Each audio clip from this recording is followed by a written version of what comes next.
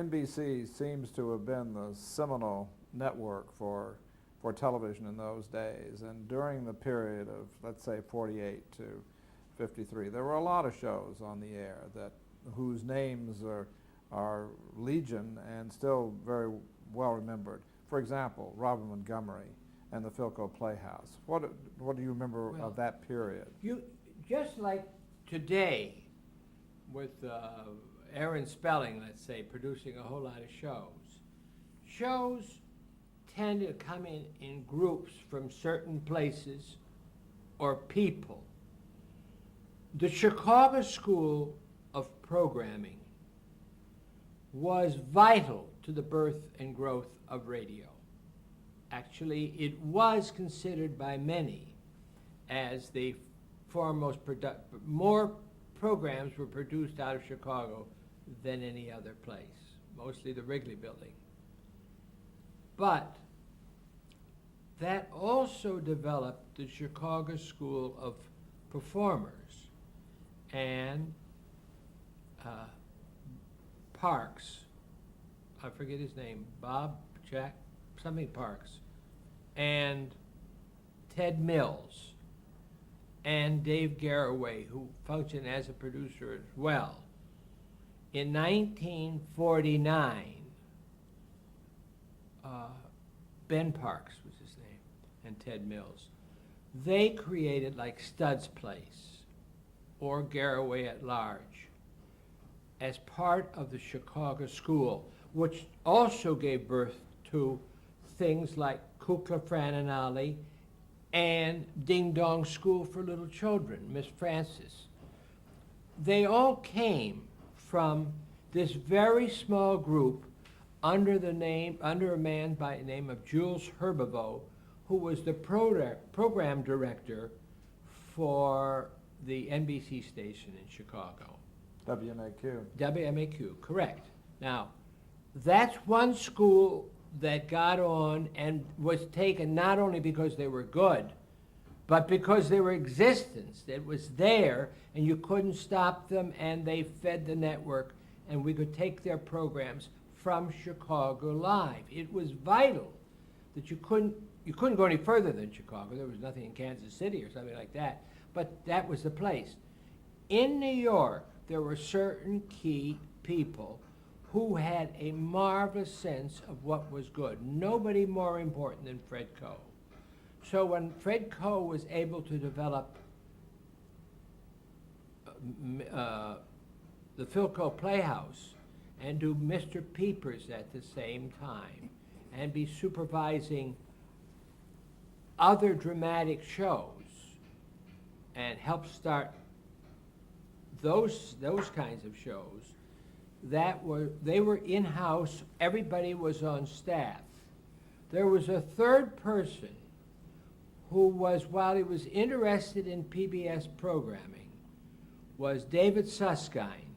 David Susskind, who was one of the true pioneers of local programming here, was able to create and worked as an agent on the Philco Playhouse other dramatic series like the Armstrong Circle Theater that came into existence.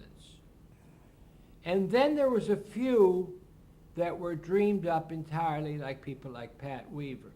Pat brought in Robert Montgomery, who was then having his troubles in Hollywood, and he had made something called Ride the Pink Horse or something like that, and he wanted to be a producer. Most of all, he wanted a nice office in 30 Rockefeller Plaza. Robert Montgomery did not produce the series and bring the innovation he talked about. The Robert Montgomery Theater was built. John Gibbs was the executive producer and a literary agent of some success, to say the least. But the show was put together by two original pioneers, Norman Felton, who produced one week, and Perry Lafferty, who would produce the other week. And I'm sure that very often Robert Montgomery never read a script that was brought in at all to it. Now, that was on the program side of what the network was doing in drama. On the other hand, variety was an entirely different kind of a concept. While Milton Berle and even Ed Sullivan were variety shows, they weren't the real variety shows that were developed at NBC in the early 1950s. We didn't have the stages yet, you see, much before 1950. But by 1950, we bought the theaters to put the show of shows in, Jack Carter's Hour Review, which I think then was done from Chicago. Jack Carter's show was done from Chicago. Show was done from New York. And there was at one time, in the early 1950s, 11 variety shows, all of different size and scope. But the problem of doing variety shows was worse than doing dramatic shows. The thing that held us back in both cases was the fact we didn't have studios to do the dramas, because we were doing the dramas from converted radio studios that were too small. Only 8H could take anything good size, and that's where the elections would come from, and Toscanini conducted. But then when we bought the houses, you then had to go through all sorts of problems with the city, because these were television studios now, and the audiences had to be placed certain distance away, and the problems of fire exits and all that we went through. So for a year and a half, we had to wait, even though we had the shows ready, because we didn't have the facilities to do them. We could have done them from Hollywood, but the cable would have meant that we would have had to use kinescope, which is not used, the word is not used now, to feed the East Coast. So, and they didn't want to do that. And the variety stars were here in the East. The migration to the West Coast hadn't started yet. Migration to the West Coast started in late 59, 60. Why did the Chicago school come into being? Chicago's, well, as I hope to indicate, that the radio background, remember, all people from radio primarily came from, all people from television primarily came from radio. So Ben Parks and the Ted Mills and the Dave Garraways and the Jules Herbivaux were top people in radio, and they made that transition to television. Remember, when we started television in '49, half of our shows were simulcast, which meant that they just put cameras on radio shows, in some case very successfully. Arthur Godfrey dominated almost a third of CBS's early television schedule with great success by just sitting there with the earphones on, and they put the cameras on. And he was so photogenic, it drove me up the wall, because I was at NBC in those times, because Arthur was so successful, because his personality just radiated. You have to know that when you go from radio to television, you could have had just as many mortalities of success as you went from silent movies to talkies. Some people, you know, who look beautiful and handsome, this guy, he'd come out and talk like this. Well, then he wouldn't, you couldn't use him. Couldn't even dub his voice. Well, the same thing happened, that some people didn't look very well. But Hope was in pictures. Crosby was in pictures. Benny was around and in pictures and everything else. Burns and Allen were the same. They could make the, particularly of people who appeared in variety shows, you know, in live sense, in the theaters and in the different circuits, and or Keith, the Orpheum circuit, like Jimmy Durante, who played it from. They could be successful in television and were in radio because people knew what they looked like very well. But if Fibber McGee and Molly could walk down the street, you wouldn't know who they were for Man in the Moon unless they dressed funny. And that was the difference. So when we went to television, the radio people were the hardcore, the creative people in particular, were the hardcore television creators in every single sense. There were a few. Coe was not one of the great founders of television drama, and in other forms, was not in radio. And it was only natural that some people would grow up in our industry. In that transition period, we had people overnight who were stars. And the man, every major executive who was involved in television in 49 and 50, at all three of the networks, had very limited experience of success. They were all, most of all of us, I say us just because I was there, not because I had a command position, were very average people who just stumbled. They grew up with it. And some grew up and learned. I didn't say that everybody didn't develop. But we had no big names. When you say Rob Montgomery didn't even do the shows as a producer and was hired to do the producer. I remember General Sarnoff introducing him. Here was a man who was going to bring new techniques to our industry. Never did. What do you remember about Milton Berle? Was he the biggest of them all? Oh, but at the time, he was the only one. He was, I worked at NBC. I'd have to sit on the steps. His seats went for a premium. It was a house, 6B, I think it was, or 5A. It was a small studio. It had a theater in front of it. And Milton worked on a stage that was 30 feet deep. He worked in front of a curtain, you know. It was like burlesque. Very small production, and they were practically all burlesque sketches. And Milton was king. I mean, when Milton would walk in the building, the people would stand outside morning till night on Tuesday night to know that he was coming in the building. Milton was not the big comic of his day in any other form. I mean, we had Hope, Burns and Allen, Benny, Durante. All those people were around, but Milton was absolute king, and the Texaco people and a man by the name of Mike Kirk put that show together, who was radio and television vice president, and the network had nothing to do with that show. It's just there, and he came out and changed ladies' costumes all day long, and it was pretty funny, most of all because nobody had ever seen Milton. And Milton could do every single sketch. Jimmy Durante, you see, couldn't do all the sketches because he wasn't a burlesque comedian like that. Jimmy did at the piano, and he worked with Jackson, Clayton, and Durante, and there were the three of them, and they did their act. Milton didn't have an act. He would work any place and do anything. It was impossible to deal with because when that man became king, he wanted the studio redone. He didn't like somebody in the third row.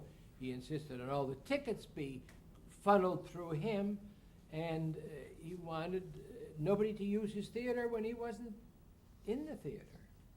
And were you still selling time, or? No, I never did sell time. I was then in the news department, and at the very beginning of Milton, I was in the press department. But I was never allowed to represent Milton for the network and press. He would have his own special people handling him, whether they worked for NBC or not. They were certainly paid by NBC. But I had just joined NBC in '48 and got myself very lucky to be able to get in and see the show live or hear him explode. And you picked up with Weaver in '53? 52 and 53, but Coe very early in with Fred Coe. And see, every network then had their own top dramatic head.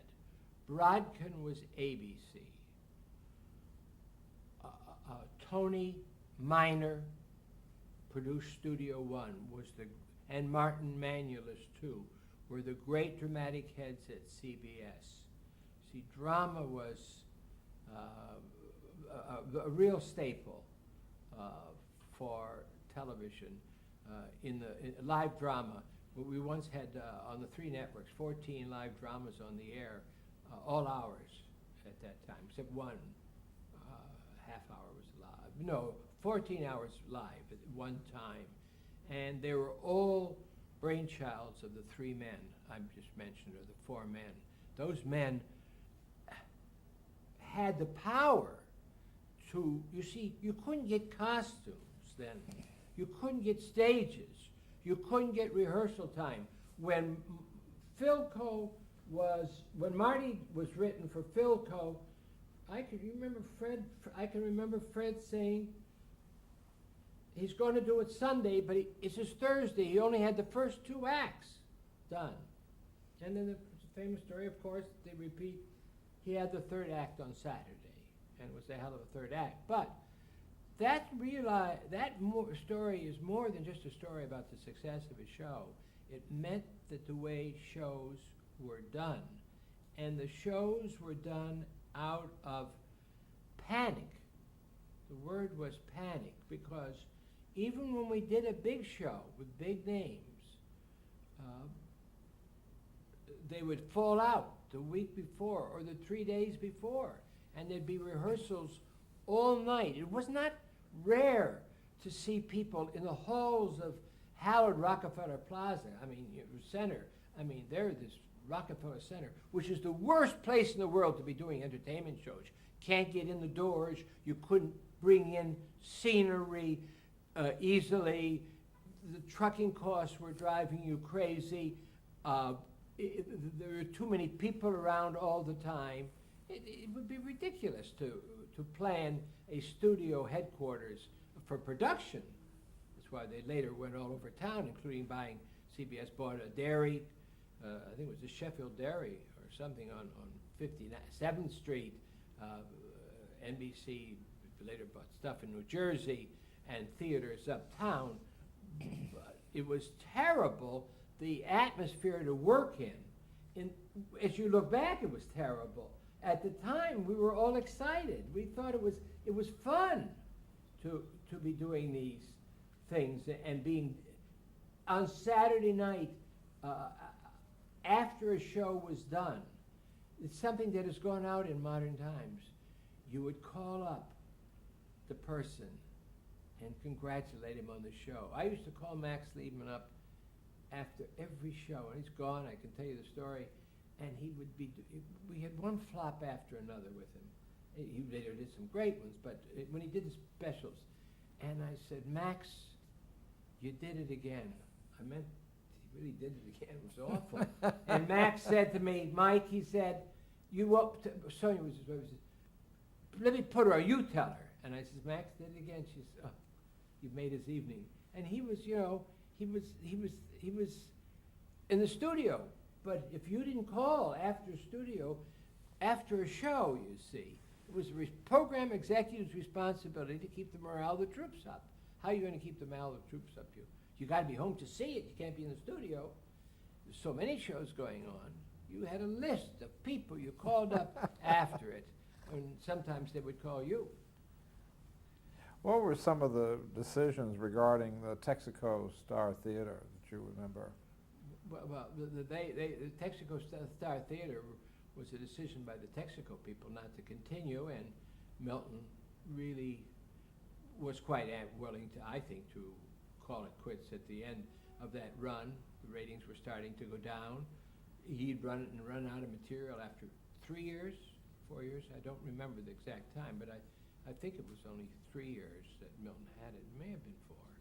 And that's a long time for a variety hit to go.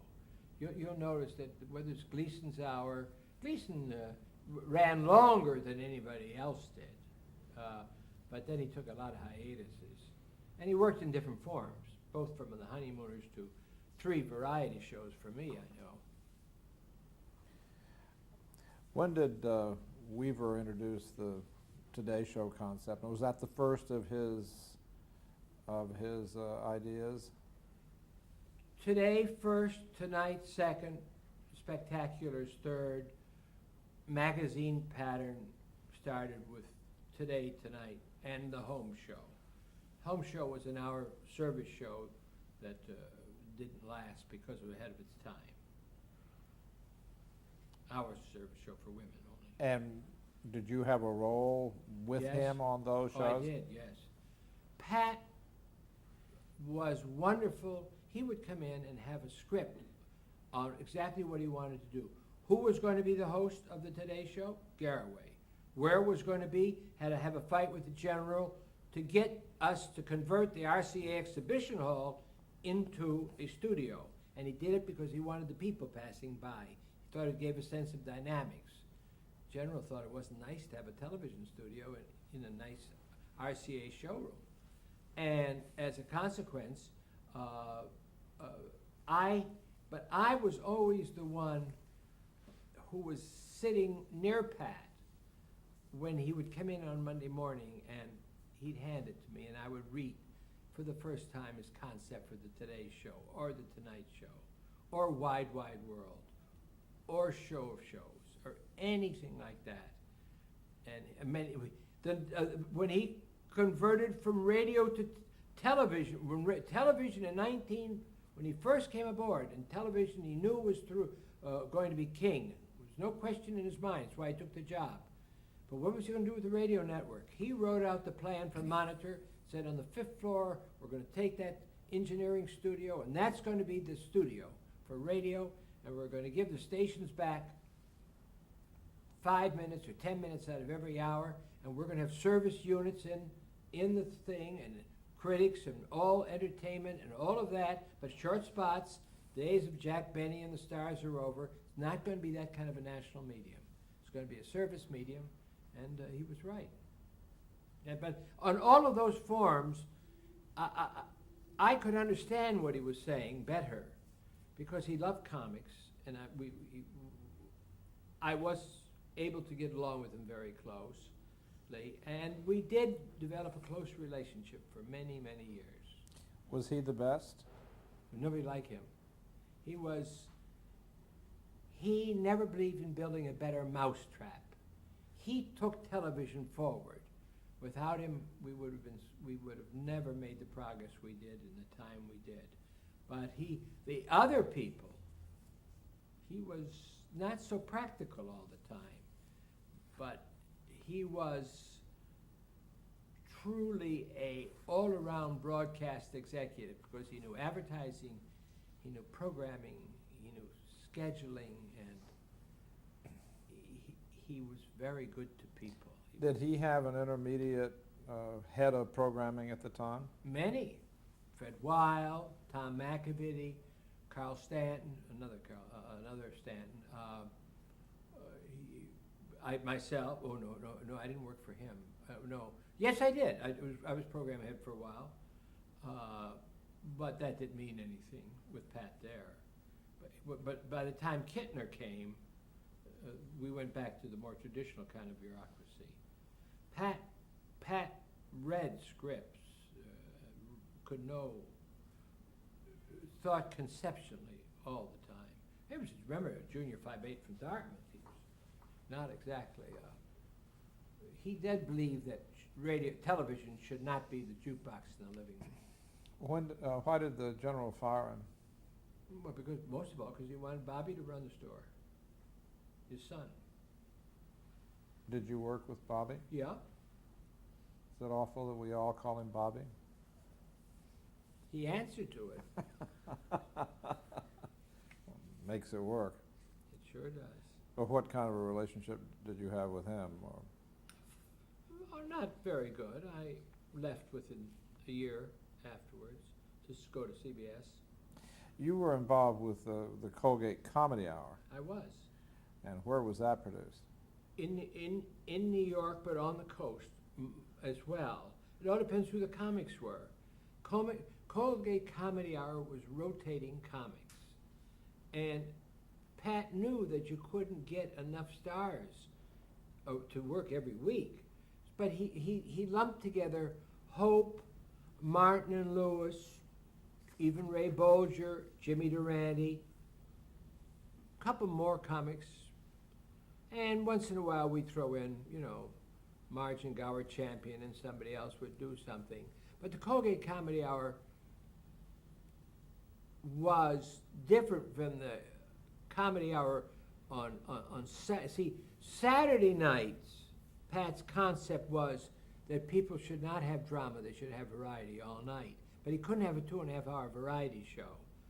So I was responsible for helping him set up the Colgate Comedy Hour, the Jack Carter Hour from 8 to 9 on Saturday night, and the show of shows from 9 to 11. I was the liaison with Max Liebman in show of shows, and on the Spectaculars later, and with Pete Barnum, who supervised the Comedy Hour from 8 to 9. You see, the show of shows was preceded by a Comedy Hour, and was easier for us to get good ratings right away because we were facing a show on CBS called Ken Murray's Blackouts. I don't know whether Lawrence Welk was on then too, part of the time, but it wasn't very strong competition. And most important of all, because the general was so anxious to sell color sets, millions of dollars, and the ratio changed, but it was never less than 1/3 of our production costs were paid for by RCA because we would be doing the shows in color. See, it didn't matter for dramas to be done in color. It was terribly important for varieties.